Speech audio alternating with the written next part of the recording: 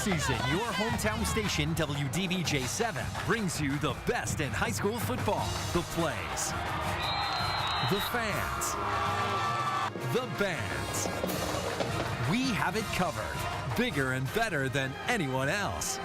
This is Friday Football Extra. Brought to you by Virginia Prosthetics, Audiotronics, Fisher Law, Harvey's, and Papa John's. Now, here's Travis Wells and Logan Sherrill.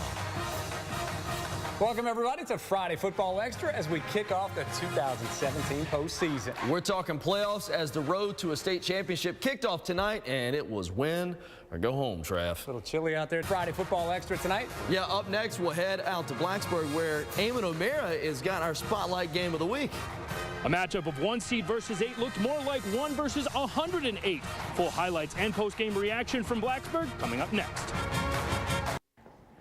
Jefferson Forest has been riddled by injuries this season, but the Cavaliers were a dangerous number 8 seed tonight. Scoring points hasn't been a problem, but stopping top-seeded Blacksburg figured to be problematic. The Bruins had won 8 straight since losing to Lord Botetourt back in September. Eamon O'Mara spent the night at Bill Brown Stadium for our Hart Automotive Spotlight Game of the Week.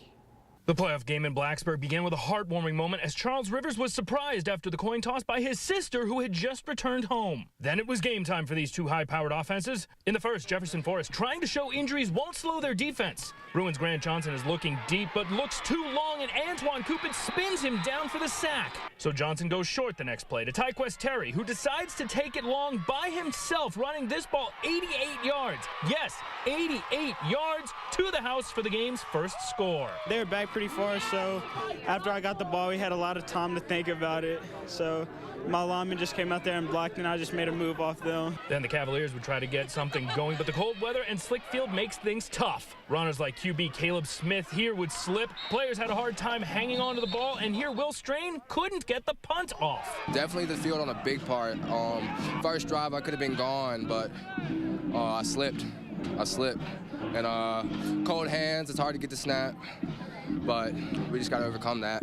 Blacksburg didn't have as many issues as Cole Beck hangs onto the ball all the way into the end zone to make it 14-0. And in the second, Beck again would prove the cold and wet field means nothing to him, even without sleeves, as he gets another score, 1 of 3 on the night. They're kind of giving the left side of the line not too much trouble, so it's a lot easier to hit the left side. And then I opened the receivers up more, so we got past the ball with outside. But Mother Nature would have its effect on Blacksburg as Johnson slips with the ball, manages to stay on his feet, redirects himself, and finds Terry, who takes it all the way inside the 20 for his team. Couple dealing with the elements and the defense holding Jefferson Forest.